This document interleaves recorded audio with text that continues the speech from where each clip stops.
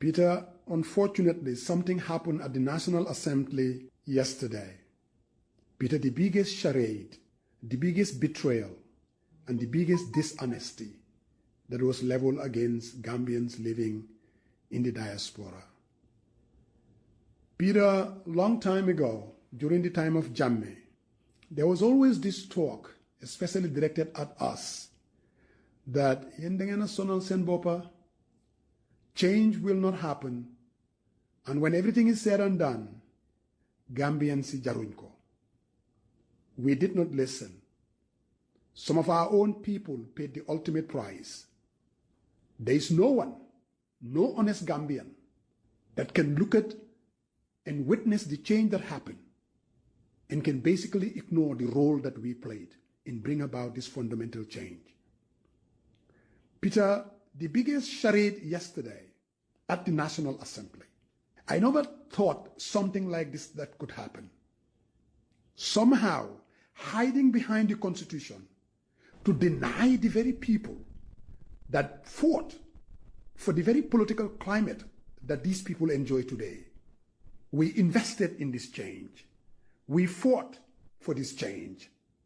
And Peter, what was so disappointing is when I listened to the Attorney General making the argument, the insinuations, that somehow because of the stipulations that the Constitution, the current Constitution only talk about 53 constituencies, and that the diaspora is not demarcated yet as a constituency. So basically, voting for this Election Act would be violating the Constitution, at least making the insinuation.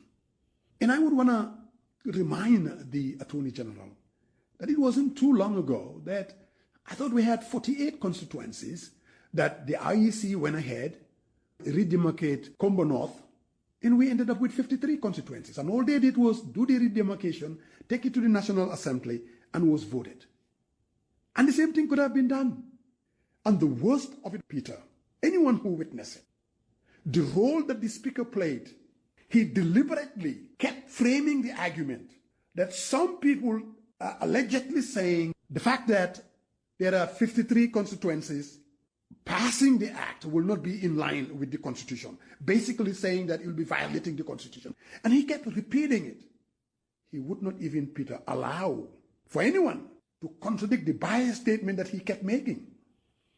This was deliberate. This was planned. And it's unfortunate. And it's unfair. And Peter, there is no doubt, there is absolutely no doubt that the NPP, the NRP, I don't even want to mention the APRC. They are the very parties that are not they are not interested in diaspora voting. And they're willing to do everything to make sure that the diaspora doesn't vote, that the diaspora doesn't participate in the political process. And the only question that I have for these parties is why? The NRP of all parties, Ahmad Ba, the very leader of the party, we worked with Ahmad Ba. We brought Ahmad Ba to Atlanta. We brought Ahmad Ba to Raleigh. Ahmad Ba was a partner with us that fought relentlessly to bring about change in the Gambia.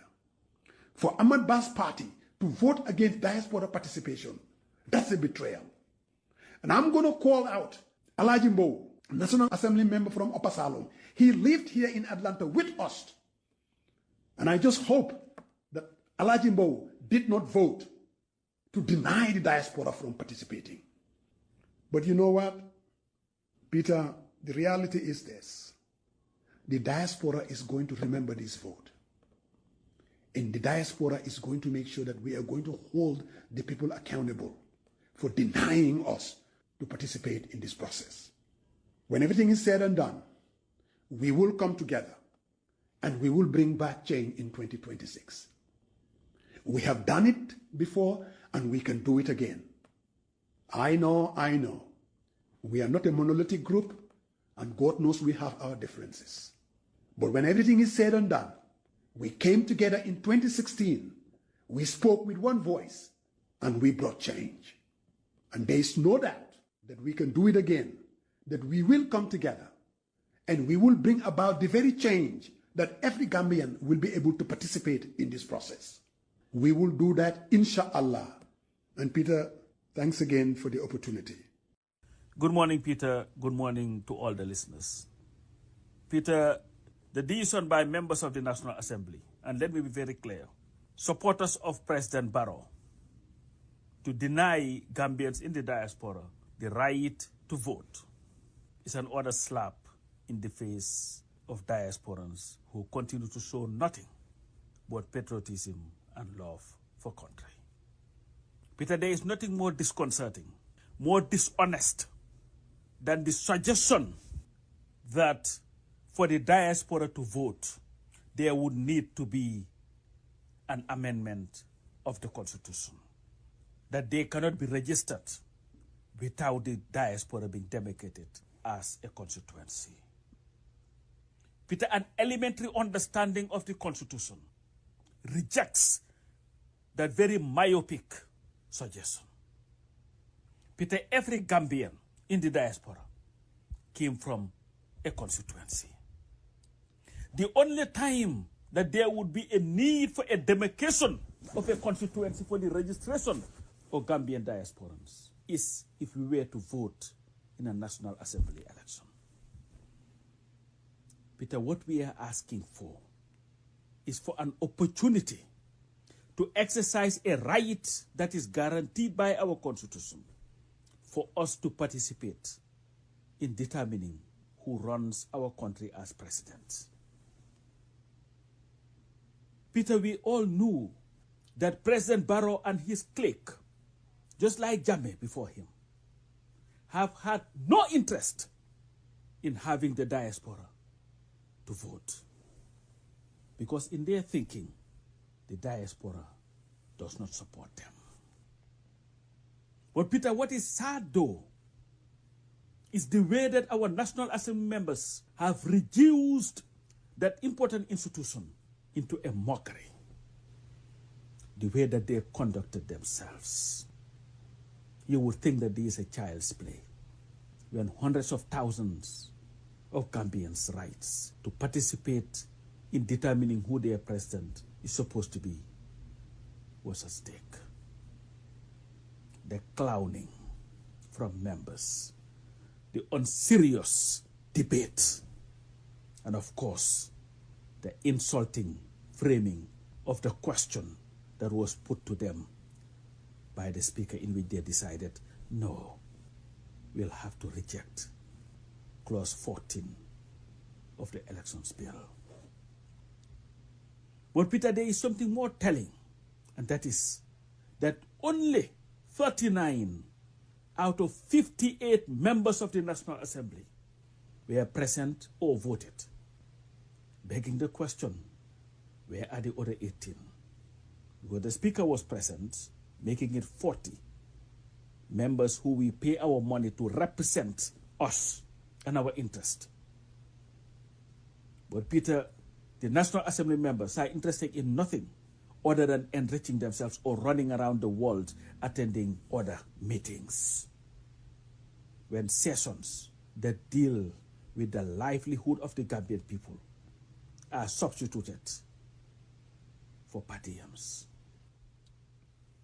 Peter, Section 112, subsection B of our Constitution, states that all members shall regard themselves as servants of the people of the Gambia, desist from any conduct by which they seek improperly to enrich themselves or alienate themselves from the people, and shall discharge their duties and function in the interest of the nation as a whole, and in doing so, shall be influenced by the dictates of conscience and national interest.